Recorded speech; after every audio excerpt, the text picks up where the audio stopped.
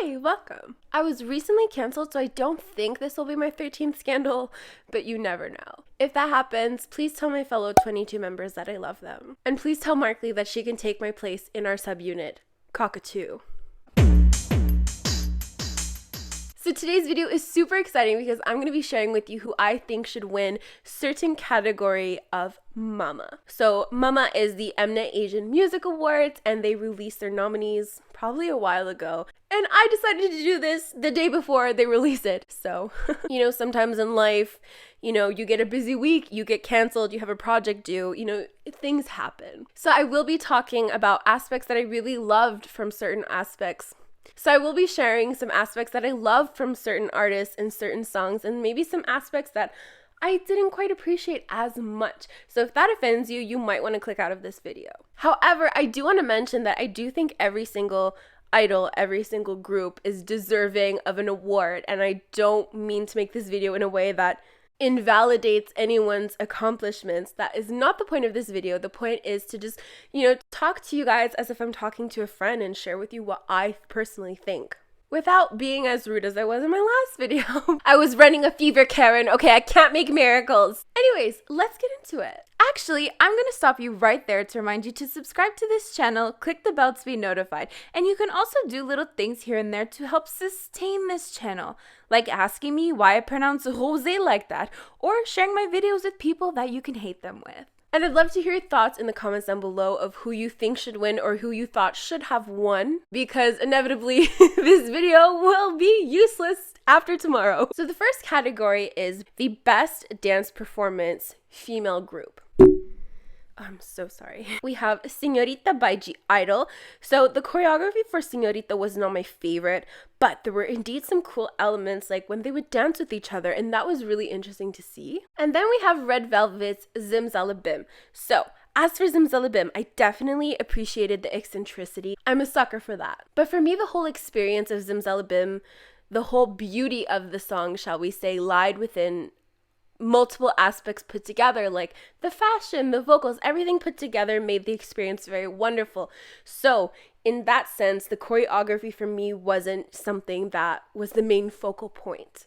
Next is Blackpink's Kill This Love, which was not my favorite, but definitely very badass, very impactful. Again, the whole experience of the song is better represented through many elements together rather than just a focus on choreography.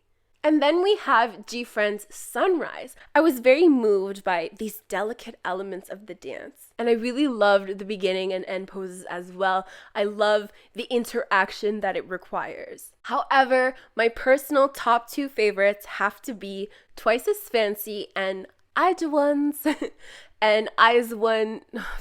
What was it again? Fancy and Violetta are at the top of my list. To me, Fancy has a very expressive choreography, and it's also quite fun in nature. Violetta is also quite expressive, but in a softer way at times. But Eyes One definitely makes great use of their numbers. The way they break off into different groups or have some members kneeling and others standing to center one of the members is absolutely visually appealing. And of course, both dances use all of their members to create a bigger picture, whether it's a star or some type of butterfly. And those are definitely some aspects that I really appreciate in choreography. However, I do think I would give the award to Violetta.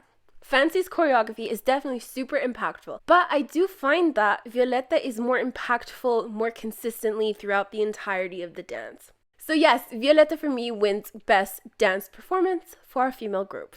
I don't talk about boy groups a lot on this channel because boy group stands are actually pretty scary. I mean, 12-year-olds are scary, but you get what I mean. I actually didn't know a lot of these dances, but I had a lot to say about BTS being nominated for this category, so I took the liberty of studying and analyzing all of these dances for the past 2 days so I could come up with a really valid opinion. So the first up is EXO's Tempo. So this dance did evoke a lot of energy. However, for me personally, I just thought that certain parts weren't centered explicitly enough. For example, at times I didn't really know where my eyes should be focused because it felt like there were just so many people on stage and it didn't look like it was very clean cut. Obviously, when you're watching a fan cam, it's a much different experience than when you're watching, music shows changing angles. But of course, the energy of the song was absolutely incredible. Then we have GOT7's Eclipse. I really loved the interactive parts of this choreography. I just found that the choreography didn't really maintain my attention consistently. So then we have Monsta X's Alligator. Is it just me or does this give you second gen vibes? I love their energy and they definitely looked really cool on stage. However, my two top favorite dances have to be Nuist's Bet Bet. Is it still New East? I always say newest, but I know like New East. That's how it's supposed to be pronounced. At least in like 2013 it was. I'm so out of touch with boy groups. I mean, I even watched this video. I'm like, where's Ren? Where's the long-haired blonde boy that I fell in love with in my youth? And of course, 17 Sphere. That sentence probably felt a little bit weird because I went on a tangent, but I promise it all comes together. For Bet Bet, I really appreciate the use of backup dancers. Sometimes the less members you have, the more, uninteresting a choreography can feel. And that's just because you're more limited. Obviously, if you have 20 dancers, there are a lot more formations you can do. And they also switched it up a lot. So sometimes it was just them and sometimes it was them with the backup dancers. So, it was always interesting. However, I'm gonna have to give this one to 17. I had never really heard a 17 song before or really followed 17, but I saw that they had eye makeup. I'm really missing out, aren't I? So in choreography, especially in K-pop, you want your eye to follow something. You don't want the viewer to be confused as to who you should be looking at. And I find 17's choreography is really good at doing this. They're really good at separating one group from another and making it look really clean and making it look very explicit for the eye. Like, it's actually quite clear when someone is supposed to be centered, and when it's no longer that person's turn to be centered, it's very clear when that transition happens. And one of my favorite parts is at the beginning where they kind of have this mountain of bodies going up to this man in the middle who is presumably drinking fake poison. I love it. And they also, had very impactful movements. Then they also had very tiny movements that almost forced you to pay attention to the little details. Overall, I really think they should win Best Dance Performance Male Group. On to BTS. I don't want to shit on BTS. Boy With Love for me was a really beautiful song. However, the choreography just wasn't impactful enough for me. And I know a lot of people are going to say that, well, they took a lot of choreographies from their past choreographies and slapped it into one choreography. That's what makes it special. I'm going to argue that they also did that in Best of Me. For me, it doesn't quite cut it for me. I definitely think it should 100% be in the running for Song of the Year. But as for dance performance, it just personally wasn't my favorite. If it was yours, great. So we have 3 categories left. Some of the categories I find a bit redundant in terms of well, how do you measure this? How do you measure best artist? How do you fucking measure that?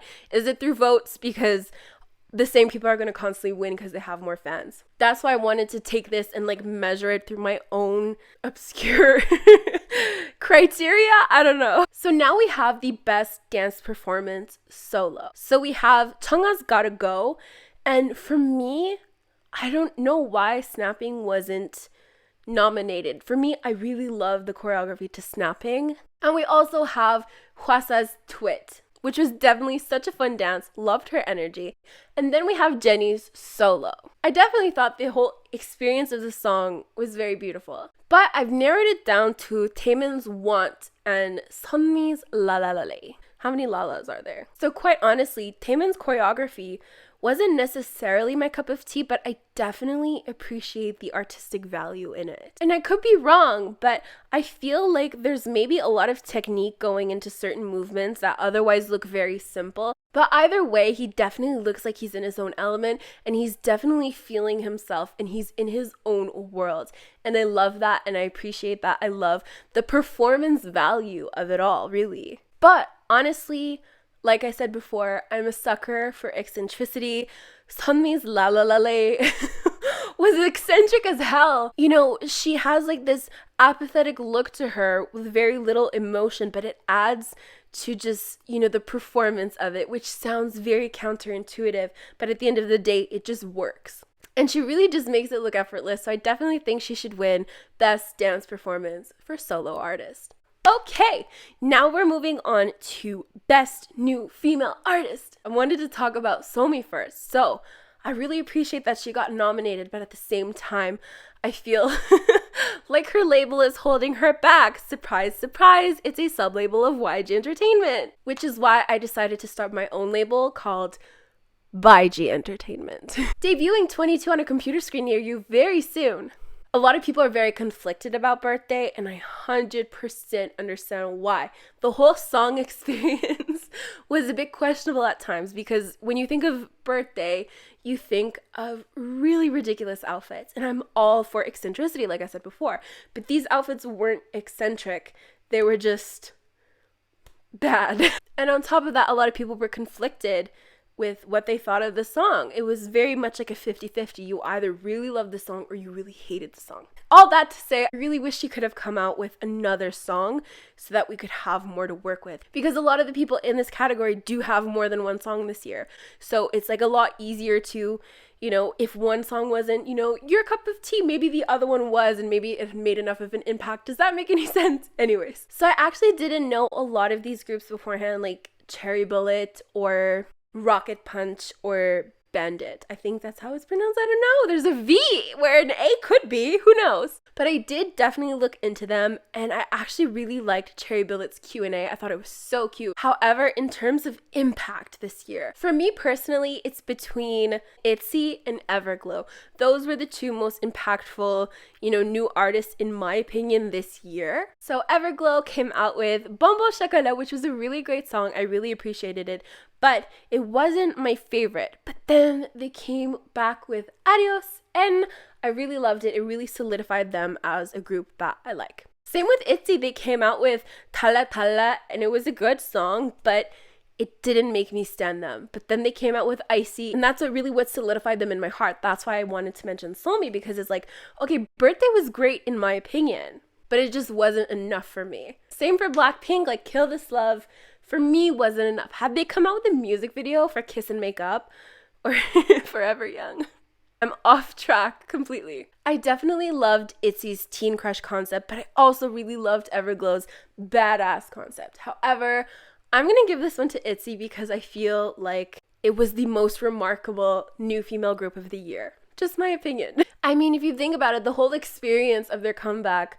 was just very beautiful. The outfits were all so individually stunning. So now we're moving on to Song of the Year. This is what everyone's fighting about. Everyone's like, Fancy deserves it. Kill This Love deserves it. Boy With Love doesn't deserve it. That's what I see a lot of. Maybe because I'm just surrounding myself with girl group stans. I don't want to accuse anyone of anything, but I just feel like a lot of people were very polarized with Boy With Love. So I've narrowed it down to the list of my favorite songs. So we have Boy With Love by BTS. I fell deeply in love with it the minute I heard it. And then we have Spring by Boom, which was also such a very lovely song. Then we have Gogo Bebe by Mamamoo, which was such a fun, upbeat song. And then of course Fancy by Twice. So my top two contenders after all of that is Gogo Bebe and Spring. I had to put Boom. I would say Gogo Bebe deserves Song of the Year. Their performances were amazing. Their energy was amazing. I think it deserves Song of the Year. So I obviously love Fancy, but the defining factor here was really the energy that was brought forth with the song. And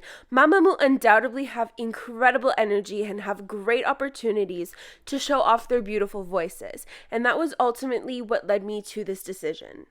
So yeah, that's basically all I had to say. Thank you guys so much for watching. Let me know in the comments down below what your thoughts are. I'm gonna go to bed. Bye!